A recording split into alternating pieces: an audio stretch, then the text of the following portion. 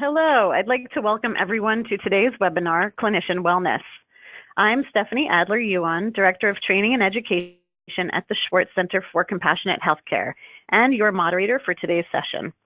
The Schwartz Center for Compassionate Healthcare is a national leader in the movement to make compassion a vital element in every patient-caregiver interaction. Before we get started with the formal presentation, I'd like to go over a few details about the webinar. The Schwartz Center Compassion in Action webinar series is funded in part by a donation in memory of Julian and Eunice Cohen. Today's program will be 60 minutes long. We'll spend the first 45 minutes in a presentation, and then we'll have 10 minutes for questions and answers. Today's program is being recorded and will be available on the Schwartz Center's website 2 weeks after the session. Please note that as attendees, you're participating in listen-only mode, but you can interact with our speakers by using the questions pane, which should be appearing right on your screen. If you have any questions, please just type them into the questions pane and send them on to us, and we will address as many of them as we can at the end of the presentation. Finally, as you exit the webinar, you'll receive an electronic survey that we ask you to take a minute to complete so we can capture your assessment of today's program. Your feedback is really important to us. And now, it is my absolute pleasure to introduce my colleague and our host for today's session. Dr. Beth Lown is an Associate Professor of Medicine at Harvard Medical School and, most importantly, Chief Medical Officer of the Schwartz Center for Compassionate Healthcare. Welcome, Beth. Thank you, Stephanie, and good afternoon, everybody. Thank you for joining us for our 2018 Compassion in Action webinar series. The National Compassionate Caregiver of the Year Award, or the NCCY Award, is one of the leading national recognition programs that elevates excellence in compassionate healthcare. Since 1999, the Schwartz Center has honored outstanding healthcare professionals who display extraordinary devotion and compassion to caring for patients and families. The award is really designed to be more than a recognition program for individual honorees. The goal is really to showcase best practices in compassionate care and to elevate compassion to a core value of our healthcare system. This year marks the 20th anniversary of this inspiring award, and as part of our celebration, we're featuring past finalists and recipients in our webinar series. Today's presentation by our 2001 National Compassionate Caregiver of the Year Award finalist, Dr. Charles Hayden, will be discussing a variety of approaches that you might consider adopting to help foster and sustain wellness in your own practice as well as within your organization. And I am very, very pleased to introduce him to you now. Dr. Charles Hayden is the Harold Amos Distinguished Academy Professor and Professor of Medicine at Harvard Medical School. He's past chair of the Department of Medical Education at Mount Auburn Hospital. Dr. Hayden has practiced as a primary care physician at Mount Auburn for 35 years. He's had a long interest in the application of educational theory to health professional training. He developed a primary care residency training program at Mount Auburn and has established faculty fellowships in health professional education within the Harvard Medical System. He's developed many successful continuing education and staff courses in ambulatory and primary care medicine and has been actively engaged in teaching at all levels, including myself. Charlie has been my mentor for decades now and a dear friend. He's also been the recipient of many awards for excellence in teaching. He served as an international consultant in medical education, and he was selected by the Harvard Medical School class of 1998 to receive the very first NBI Healthcare Foundation Humanism in Medicine Award. He's been a past recipient of the American College of Physicians Ralph O. Claypole Sr. Memorial Award, given to an outstanding practitioner of internal medicine who's devoted their careers to the care of patients. And I could go on, but we will never get to the presentation. So, welcome, Dr. Hayden. Thank you very much, Beth. I'm delighted to be here. Well, we're anxious to hear today's presentation, so I am going to turn the program over to Dr. Hayden. Thank you again for the invitation to come and share some ideas about wellness on the individual and organizational level. And as Beth has kindly pointed out, I have spent my career as a primary care physician and as a teacher. What I have to say will draw upon that experience, but my frame of reference isn't just to any physician colleagues who may be listening, but to all of my clinician colleagues who may be out there listening, engaged with the same challenges that are part and parcel of medicine in the current era. So to try to clarify the boundaries of today's discussion, we're going to examine the concepts of wellness and burnout, look at some strategies that have to do with the creation and maintenance of wellness in our professional and personal lives, and importantly, recognize what is increasingly being emphasized, that is the organizational responsibility for the promotion and preservation of wellness. Take Shanafelt and his colleagues at Mayo Clinic, when he was still there, have done us all a great service by examining this question of burnout. And you can see the substantial increase in one or more elements of what is a commonly recognized tool for the assessment of burnout, the Maslach Burnout Inventory, that incremental change from 2011 to 2014, showing a substantial increase, more than 1 out of 4, illustrating one or more elements of burnout. And we'll look in a moment at a little bit more of the characteristics of what burnout represents.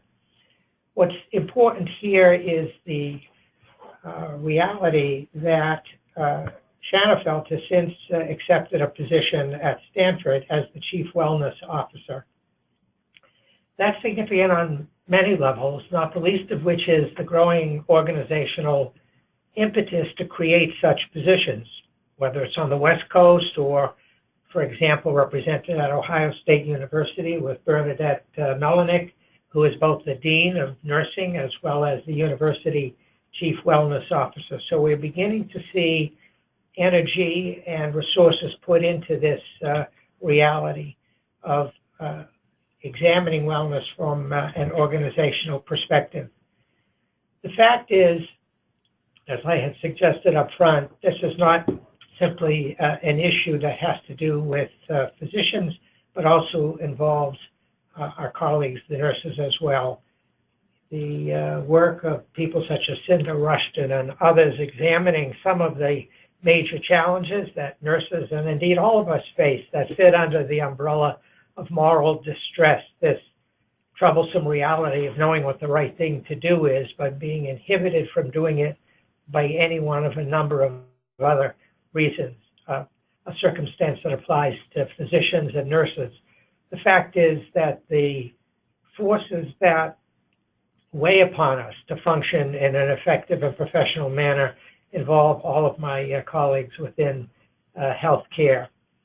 So as we begin to examine the key drivers of burnout and engagement, and again, this is drawing upon the work of Shanafelt and colleagues at Mayo Clinic, you can see that if we look at the center of this particular universe, meaning and work, we begin to realize that there are a number of factors that, in fact, come to bear on the challenges of functioning in a well and successful manner.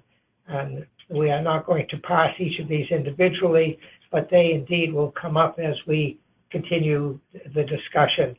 The fact is that problems in the system and the environment, as Shanafelt and colleagues point out, the dilemmas that we face by far relate to systemic and environmental issues. This is no small point, and as I said, we are really talking not just about physician distress, but clinician distress. There is, if you go to the balcony and you look at all of these factors, there is the reality that there is an unhappy dynamic here that is existing between burnout as currently experienced in its own unhappy dynamic equilibrium with moral distress, which in turn has its own unhappy equilibrium with compassion fatigue, going back up to burnout in a vicious circle here that we need to contend with. So as we try to examine some of these issues, we'll draw upon the work of Christine Maslach, and I've portrayed in this particular slide this semicircle that defines a relationship between performance or efficiency on one axis and stress or anxiety on the other. This is work that goes back over a century, and I think it is a set of relationships that we need to think about. Maslach, whose work is widely acknowledged, began her life as an organizational psychologist and consultant, now professor emeritus of psychology at UC Berkeley, and her work in the characterization and promulgation of a burnout scale has been widely appreciated. So what is this term of burnout? Well, the short characterization that I put up here before you is that it's a psychological syndrome related to stress, stresses on the job. It has a variety of dimensions: exhaustion, or physical or emotional, a cynicism, often called depersonalization, where patients become objectified rather than being viewed as people, and then this sense of what's called inefficacy. That is, what am I really doing? What am I really accomplishing here in this particular work that I'm involved with? As she correctly points out, Professor Maslach, that burnout's a problem not of people, but of the environment in which they work. This is a notion that will come up repeatedly because while we are going to be talking about a number of initiatives that have to do with personal wellness, and I think appropriately so, for reasons that I hope I'll be able to convince you of, we also need to recognize the central, inescapable responsibility that the organizations of which we are a part have in the engagement of this issue for any one of a number of reasons, not the least of which is effective patient care, as well as effective care of the people who work within those organizations. So here we have burnout, physical and emotional response of stress, this negative or callous attitude towards patients and this sense of incompetence. Maslach, in some, refers to burnout as an erosion of the soul, and I think that that is a fair characterization of the issue that we need to engage. And so let me come back and present another perspective here on the same curvilinear graph between performance and stress. On the ascending limb, we have this notion of prevention and wellness, which is where I hope the time that we have together we can spend reflecting upon. Then we have on the downside the issue of burnout. And it isn't as if all is lost when you're on this part of the curve.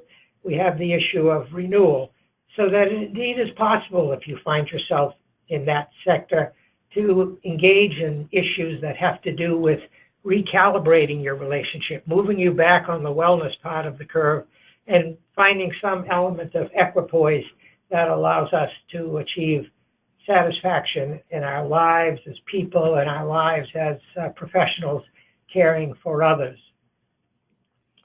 So let's look at a coin, one side of which categorizes this issue of burnout, and we have as a consultant our friend Aristotle, a worthy consultant. And if we flip the coin, we come to the other side. So what is the opposite of burnout? And indeed, I'm sure you could offer a number of responses, or a number come to your mind easily, but let me offer you one that Ron Epstein, really one of the enormously productive and insightful and engaging practitioners in the country today, has written about. And he draws upon Aristotle's consultation here, this word eudaimonia that has to do with the concept of human flourishing for Aristotle, this was a virtue. It was a deep virtue that reflected engagement in one's life. It was a sense of self-satisfaction that arose from the intrinsic motivation about the richness and goodness of what one is doing, as opposed to being responsive to external elements. So I think it's a good frame of reference for us to turn this coin over, to look at the human flourishing piece of it, and to ask ourselves, what is it that we can do that will permit us to achieve that? So, accept my metaphor here, and I can't think of one that's any more integral to who we are than DNA. This, I will tell you, is the closest that I, and by extension we, this afternoon will come to molecular biology. So I've gotten rid of all of the base pairs, and I've substituted others that you can see represented here. And our discussion is going to begin by speaking about those elements that will help our DNA migrate towards the wellness part of the sector that we had put before you. Why begin with wellness? Why begin with self, one might ask? Is that a little bit, excuse me, selfish? Well, I think the argument here is that when it comes to engagement with the world, many of us end up putting ourselves last. And as Linda Hawes-Clever said some years ago, a clinician on the West Coast, very interested in this notion of renewal and well-being, she said, you know, taking care of yourself is not selfishness. It is really an issue of self-preservation. And so I think appropriately we begin this dialogue by looking at self. In Boston, which is where this webinar is originating, many years ago, one of the Boston Brahmins, Francis Well Peabody, reminded us that the secret of the care of the patient was caring for the patient. And that iconic phrase has become embedded in medicine for a very long time. Lucy Candib, professor of family medicine at the University of Massachusetts, has amended it. And her amendment to something that I would remind us all of, and that is that the secret of the care of patient is, in her words, and it ought to be ours, caring for oneself while caring for the patient. So what exactly does that mean? Well, these seem like such a set of self-obvious issues, whether it's exercise or meditation or solitude, the idea of spending some time that belong to us, the issue of adequate nutrition, the issue of yoga. Be careful if you're trying this at home, so I'll just be cautionary about it. But you gather the point here that many of us in our role of engagement with patients promulgate these ideas of any one of these elements that need to be integrated into a life that is aimed at well-being. And so I hold up the mirror to you, which means to myself, and say how many of these are in fact part and parcel of our lives. Moreover, in addition to the issues of self-care, is this issue, and I'm perhaps speaking pointedly to my physician colleagues, that often there is a neglect of our own care, that we indeed do experience some barriers to care. Some of them are self-generated, some of them are systems-based. And in fact, we often don't have a regular physician. It is true that if we do, that it is more likely that we will be promulgating preventive medicine guidelines. And so the idea of who in fact is it that you turn to when you're sick, and I'm now speaking pointedly to my physician colleagues about finding a caregiver other than the one you see in the mirror who can listen and provide you some insight into your needs and provide some care. There is, in this whole schema of seeking help, one large domain that is marked with stigma. And here I refer to the work of Mamta Gutman, who is a professor of psychiatry in Canada and has been a leader both in Canada and worldwide in promulgating the notion of physician wellness and faculty wellness. Trained as a child psychiatrist, but her current practice of psychiatry is, by her description, made up almost entirely of healthcare professionals who come to her seeking help. She has a brilliant synopsis of her views on well-being in a YouTube presentation. You might want to jot that down, not now, don't look at it now, and pursue it on your own time. Well worth listening to. She reminds us about this issue of stigma, that stigma, particularly if the problem in question is one of anxiety, depression, some other problem of deep mental distress, the impediments to seeking help are very real, some of them psychological, some of them structural.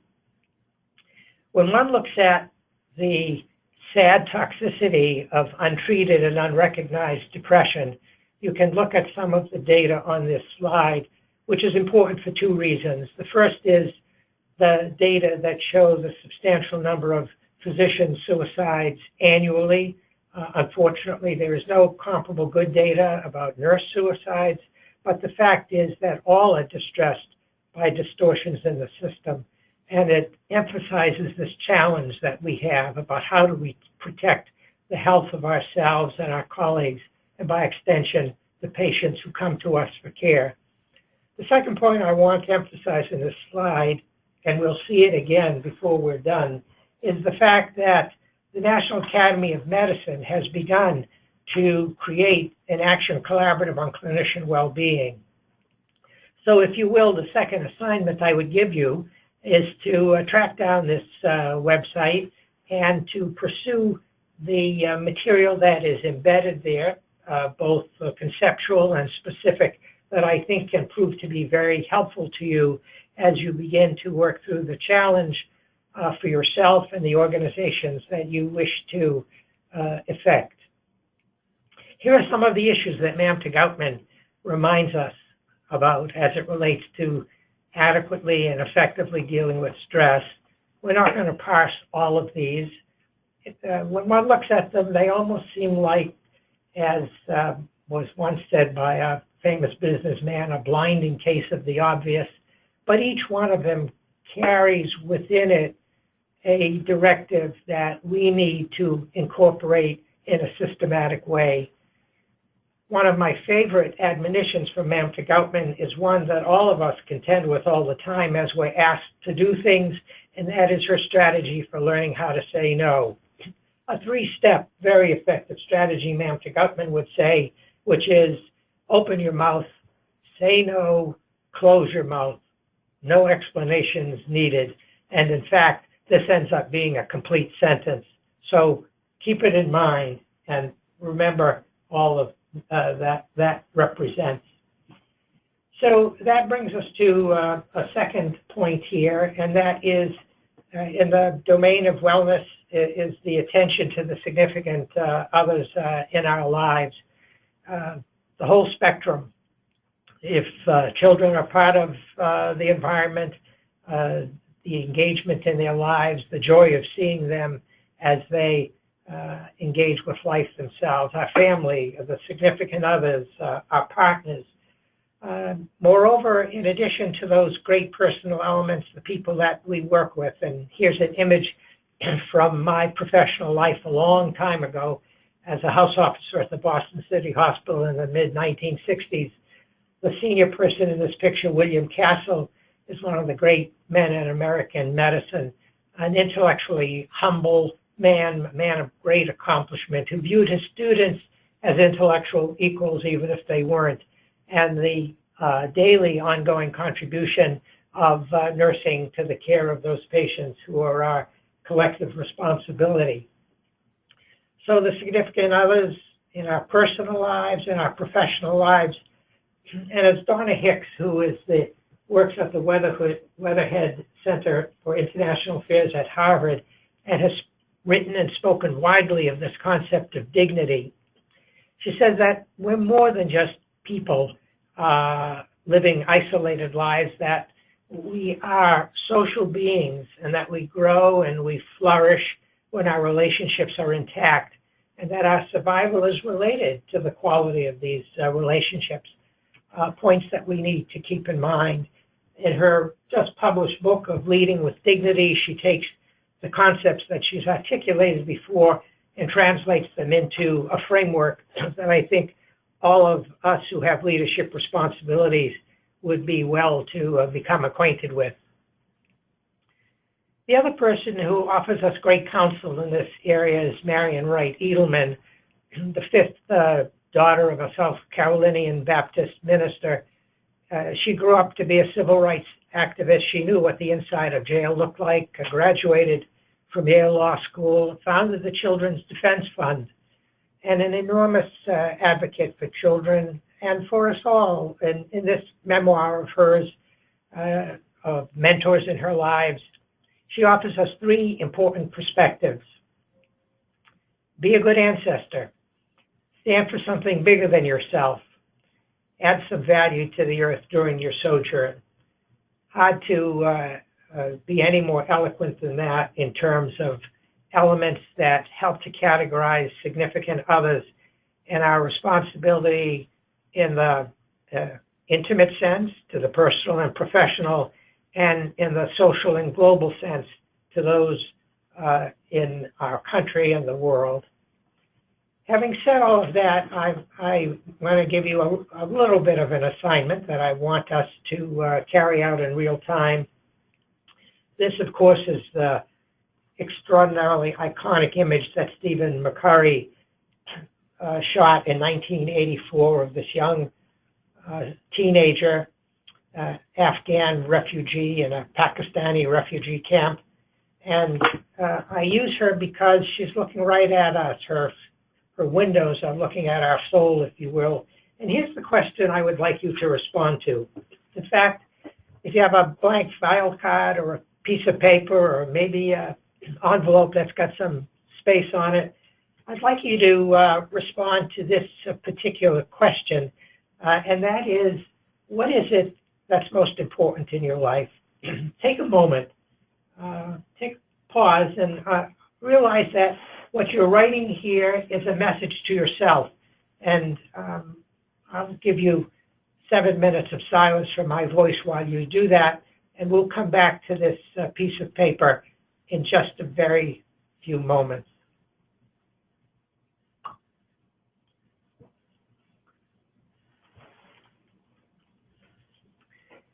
Let's move on. So we go back to our familiar DNA framework, and we look at this issue of work and the centrality of work as contributing to our wellness. Within the framework of our professional endeavors, it is important for us, the daily mischief that seems to erupt on a regular basis. I think it's terribly important to take a step back and to look at work and its satisfactions. Excuse me. Each of those, whether it's engaging in healing or any one of the other elements on this list, deserve an element of reflection, because I think the work product of that reflection can help us appreciate the deep satisfaction that is involved and comes from caring from others. This first perspective on engaging healing brings me to the work of two academic individuals at Vanderbilt, Professors Churchill and Schenk. They did a study looking at the characteristics of effective healers, and they elicited the names of 50 people who were so considered to fit into that category. Half of them were women. They were in a number of different states. They weren't all physicians. And they asked the question, what is it in your mind, as perceived by others and also consequent to your own reflection, what is it that is attendant to this notion of healing?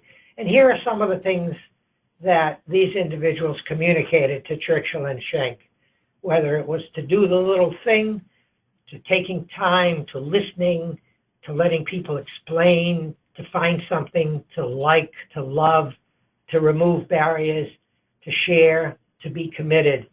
And we're not going to dissect each of these, but some of them, I think, are very much worthy of emphasis. One of the first ones that strikes me as worthy of emphasis is their point about listening.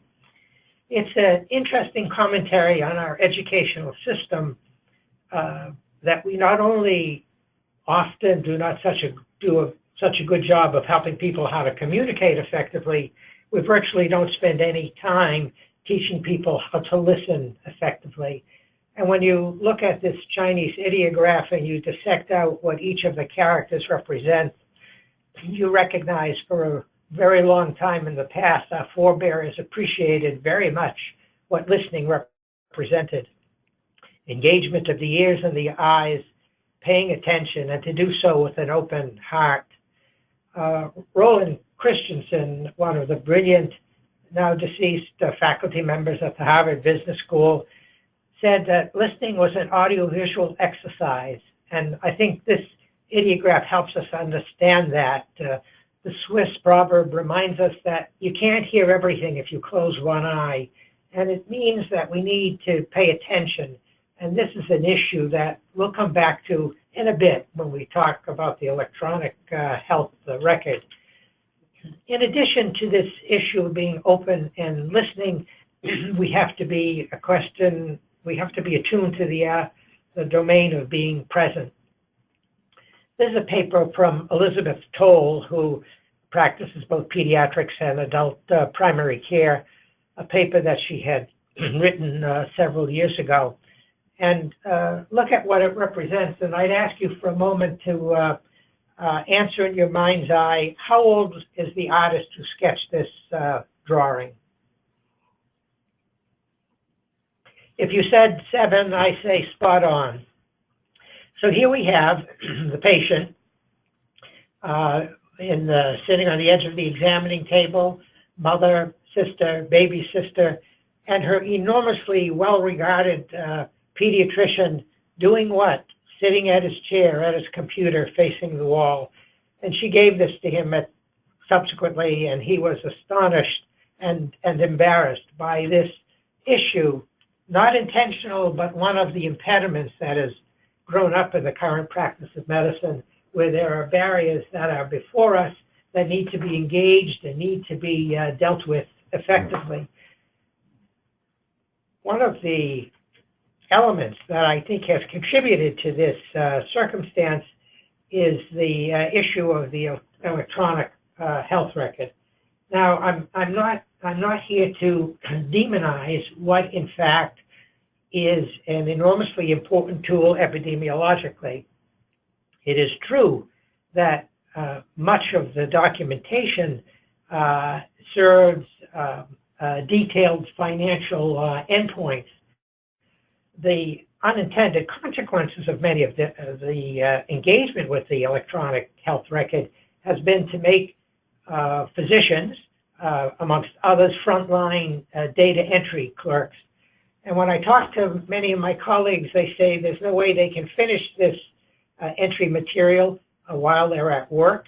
The accessibility on a 24-hour, 7-day-a-week basis means that engagement with the electronic record happens often at night. Some estimates say up to 30 hours a month of additional work entering data into the electronic record is occurring in the off hours, often at home. And so we have a substantive issue here that we need to contend with. And one of the unintended but toxic byproducts of the engagement with the electronic health record has been the constraint of the relationship of time spent face-to-face, literally, with the patients. And there's data now that says that clinicians are often spending as much time with the machine as they are dealing with patients. Toward that end, we have some enormously important work beginning to appear that can help us.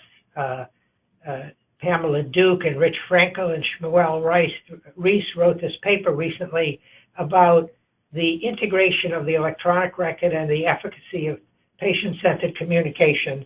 And we're not going to parse each of these. I'd encourage you to take a look at this paper as another one of my subsequent assignments that I'd like to give you. One of the interesting points about the electronic record that my colleagues at the Brigham and elsewhere have pointed out, and this graph speaks eloquently about a comparative study of the number of clicks made on the keyboard to enter data into the typical health record in the United States, which is the bulk of the record to the right of the graph, to the number of strokes for data entry into many countries abroad, where the need for documentation has less of a financial imperative and is more directed at the findings of a given visit. It just struck me as a very tangible representation of effort that needs to be better understood, better streamlined, so not that we abridge the input of important information, but we use the time with patients in ways that are engaging, that are personal, and that are more patient-centered. The fact is that as clinicians, whatever the patch on your uniform says, we are woven into the fabric of people's lives, that we wed the professional knowledge we have into behavior and thought and initiatives that are engaging for the effective care of the patient. The last two points that are made by our colleagues have to do with sharing authority, about being committed and trustworthy, and these seem perhaps self-obvious, but they have to do with this idea that we are partners in the engagement of the patients and that we need to recognize the central role and the voice of the patient.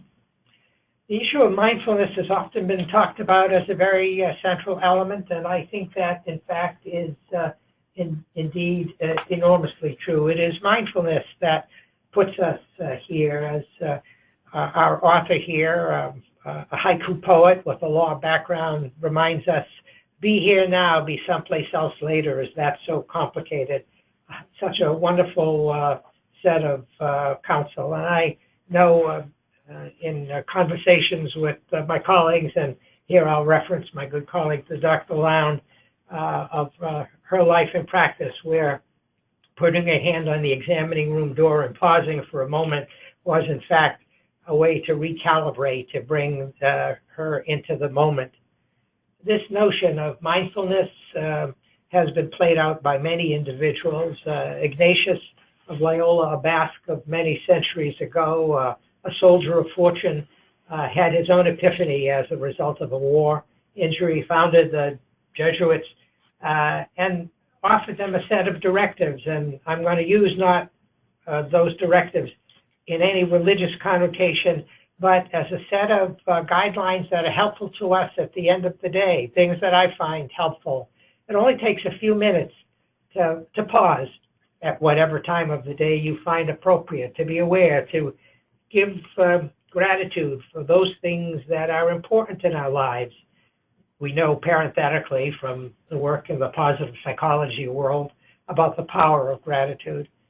Ask, as you review the day, for forgiveness for things you might have done differently, and plan for the next day. So this issue of mindfulness, I think, is central to being present, to being engaged with patients, and I think is also very central to something that I think is at the very core of being an effective clinician. This is a profound lesson that we need to be reminded of regularly from the children of the world in their practice of curiosity. Amy Shatner, who's a professor of medicine in Israel and Oxford, wrote an engaging paper about curiosity. You can see the centrality of curiosity in the research world and as a stimulus to learning, but also in making inquiries as to how patients are. And I think it is professionally directed, responsible curiosity that allows us to understand the human dimension of these people who have come to us seeking help, and it's another enormous source of satisfaction. I've also found a effective strategy, courtesy of a brilliant clinician, now an emeritus professor of family medicine in Australia, helping us think about the care of patients. And when you look at this schema, for any given chief complaint that parades before us, to remind ourselves of this template, no matter how experienced you are. What's most likely before us? What don't I want to miss? What's often missed? What often looks like this? And as the patient trying to tell me something else, and if I could populate it with some examples, which again I'm not going to articulate, but I would encourage you to think about your own approach to clinical diagnosis making, whatever your niche in healthcare is, and would say to you, as I have tried to incorporate this into my own life, as I have often succeeded, sometimes not, as I've tried to promulgate this to students and to trainees, it is enormously helpful in helping us avoid mistake making and to be systematic and to be complete in the care of patients. So beyond these issues, one of the other important elements that I want to mention as a source of satisfaction has to do with the understanding of context. What are the consequences of having the right medicine? But in fact, for a given individual, it may not in fact work because they can't afford it or they can't learn how to take it because of their work responsibilities. And when you look at all of the things that we need to appreciate that fit into the issue of context, they represent a domain in which our curiosity finds expression, but more importantly, understanding the context of the patient allows us to make informed judgments about this individual, this person's illness, not simply about their disease. So I'm not going to parse these others, but each one of them, whether it's reflection on mistakes, reflecting your gut, engaging with uncertainty, and the two most important ones that I think are characteristics of effective clinicians and teachers parenthetically, the ability to say, I don't know, and to recognize that one ought not to worry alone. So wellness comes from self and significant others, from work, from life's other parts. Mary Oliver, in her wonderful poetry writing and engagement with the world, says that the world offers itself to our imagination. Look around you. There are so many examples. Here's a picture taken from the Cassini spacecraft of the rings of Saturn. And here we are, this tiny blue marble, as Carl Sagan called it, 900 million miles away. So we have these various elements, and they're tied together by an appreciation of values. Values aren't simply abstractions. Values have meaning to the extent that they are incorporated into our everyday lives. And for me, the central one is the issue of kindness. This is a story of a woman who went into Nordstrom's department store, a homeless woman, and a minister followed her in as she was trying on dress after dress under the helpful assistance of the saleswoman. And the minister went up to the saleswoman after the woman left and said, what was that about? And she was told, that's why we're here, to serve and to be kind. So the issue of kindness, we're reminded the important things in life, the second, first, and third most important things in life that need to be understood and need to be valued. The other thing that I think we need to value is the nourishment of our colleagues. Too often it is easy to fall into the rubric of criticism, but the validation of the good things that people do not only is a source of satisfaction, but it is a source of sustenance to them. And in my view, one of the major failings in organizations these days. Equally important is the manifestation of humor. I think the presence of laughter, appropriate in the appropriate context, is always a good marker for a successful clinical engagement. and somebody asked Gandhi, what do you think of Western civilization? And he said, I think it would be a good idea. So here we are in terms of kindness, encouragement, in humor, the reality of humility. Jack Houlihan, who is an emeritus professor, a poet, a writer, an internist, reminds us of really what the essential characteristics are. And the fact is, as you look at those characteristics, as he correctly concludes, that in fact, none of them are in fact easy, and that we need to keep this in mind. The last element that I want to suggest here in the domain of values is the preservation of attitude, and that's no more brilliantly articulated than in the work of Viktor Frankl. Viktor Frankl was a well-known psychiatrist in Europe. In 1939, he went to get a visa from the American consulate in Vienna. But when he went to his parents' home there, he found on this table a fragment of a synagogue wall that had been destroyed by the National Socialists, a single gilded letter in Hebrew that stood for the commandment of honoring your father and your mother. And he took that as a providential message. And he destroyed his visa, and he stayed, and he and the family were marched off to the camps. Viktor Frankl, prisoner number 119104, survived and wrote this book, which ought to be on everybody's bucket list. And he said, attendant to that time, there were some examples of men walking around giving away their last pieces of bread, and they offered proof you can take everything away except this one, the choice of one's attitude in a given set of circumstances. What an extraordinarily liberating, albeit difficult, if not life-challenging mindset, but one that is terribly important. So here's my second writing assignment for you.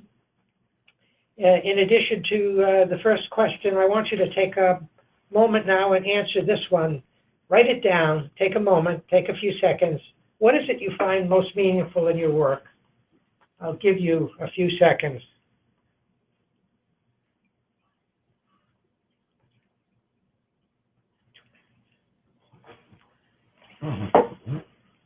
Okay, that said, let's move on to the issue of organizational challenges. This is Maslow's well-known hierarchy, and I'm going to point out to you another paper for you to look at. You'll find this on the website when the slides are posted. My colleagues at the Rapkin Fellowship Program took Maslow's hierarchy and created a series of specific initiatives that are useful programmatically in terms of the well-being of the individuals who are there. So from the organizational perspective, we've looked at all of these issues before.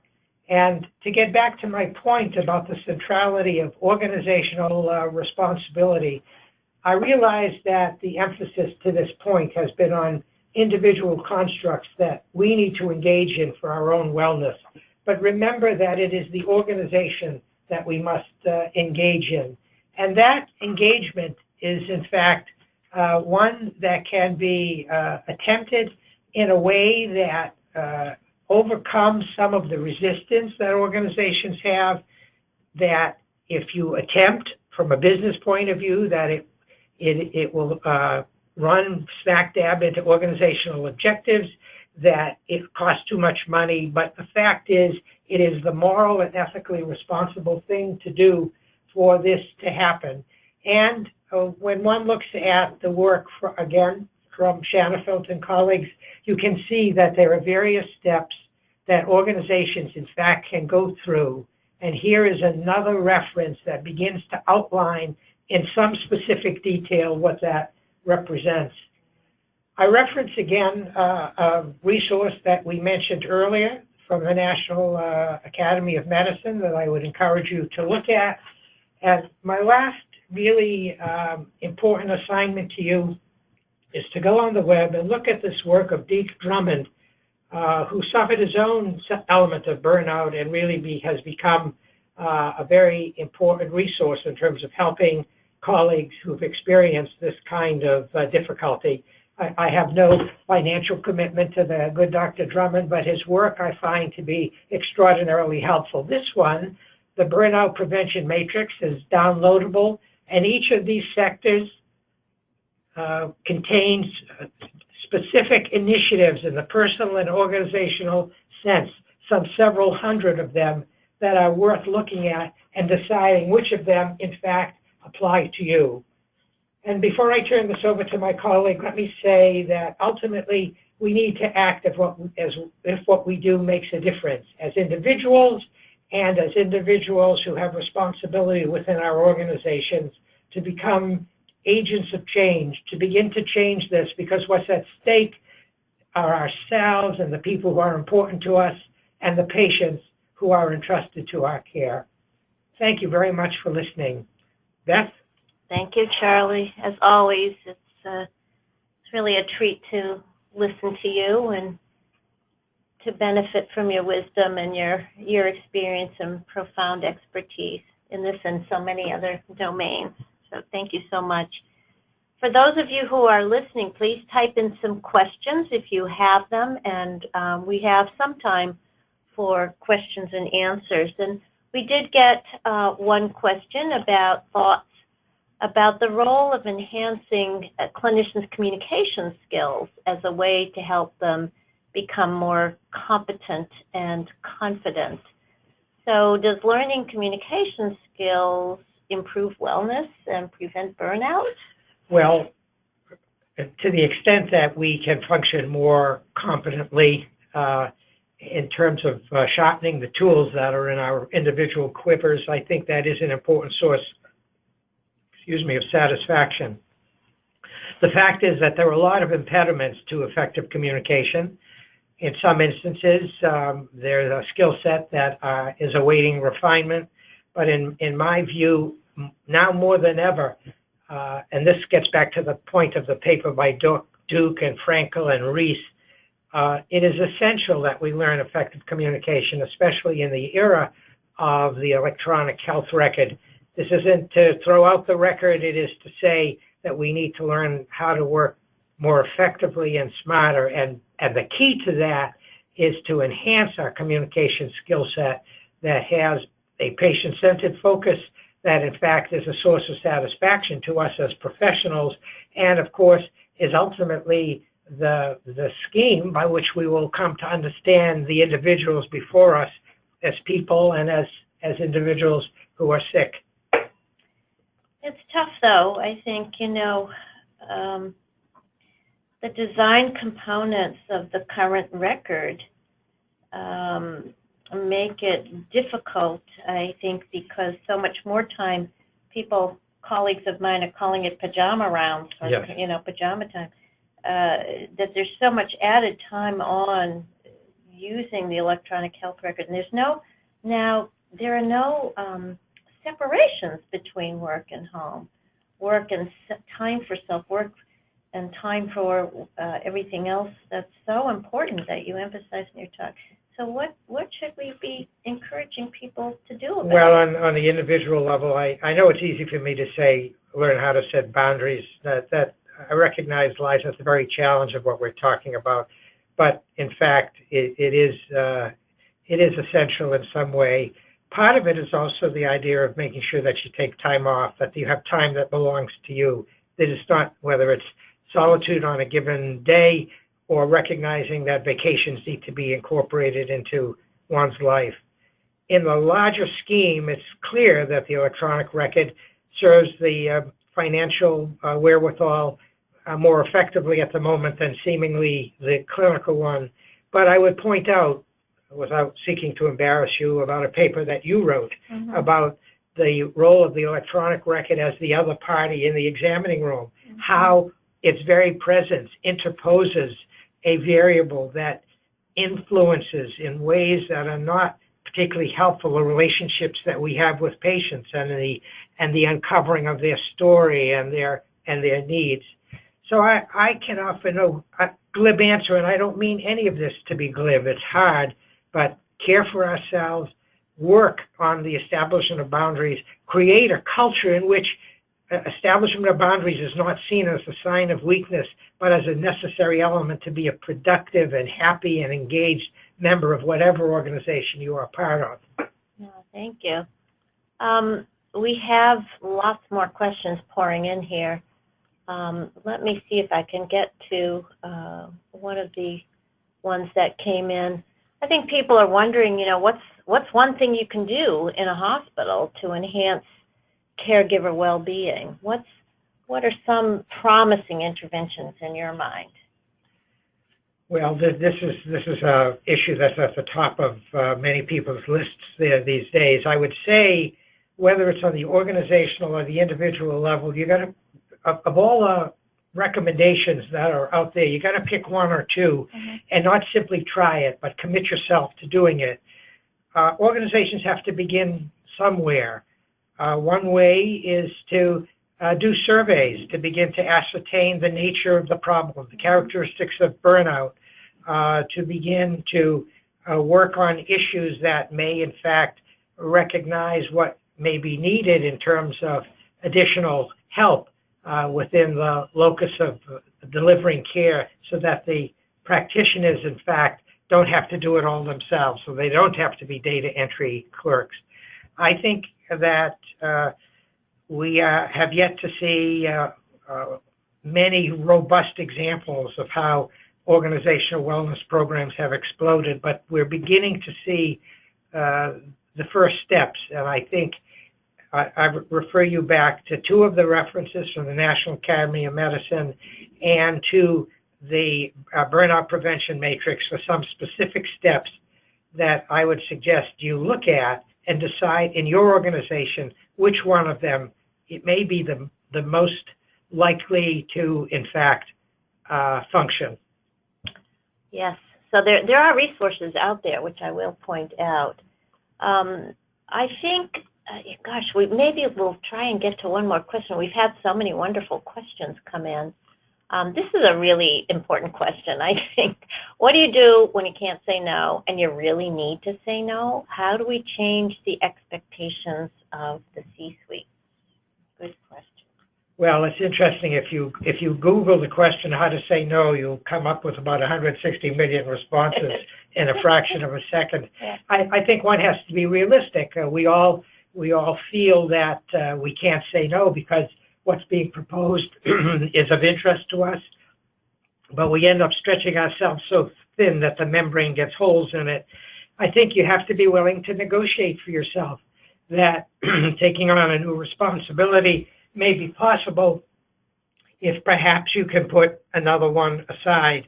The fact is that the open-ended commitment to incremental work only leads to compromise, disillusionment, and I'm afraid is on the path to burnout. Yeah, I know that's true. And yet so hard to do, even though we got the instruction, open your mouth, say no, and close your mouth. Well, sadly, we actually have to stop and wrap up this wonderful webinar. There are many questions still pending, and I'm sorry that we haven't been able to get to all of them. But I hope that you will check out some of the resources. We will be posting some of these slides on our website in a short period of time, and you can look through the resources. And I know Charlie has referred to the National Academies of Medicine Collaborative, which is for all clinicians across the board, regardless of profession. So I too would encourage you to take a look at that as a resource. But without further ado, I would just like to thank you, Charlie, for speaking with us, and for everyone in the audience for setting aside time in your busy day to participate. I think what I would like to do is turn this over to Stephanie, our moderator, to close out the webinar at this time. Great, thanks, Beth, and thank you so much, Dr. Hayden. That was absolutely outstanding and so rich. So thank you, everyone as Beth said, for joining us today. We really hope you enjoyed this fifth in our series of Compassion in Action webinars for 2018. We are in the process of scheduling one for November. We hope that you will join us then. And again, we know you're busy, but we would really appreciate if you would take a moment to complete the survey on your way out of the webinar. Thank you so much and have a fantastic day. Take care, everyone.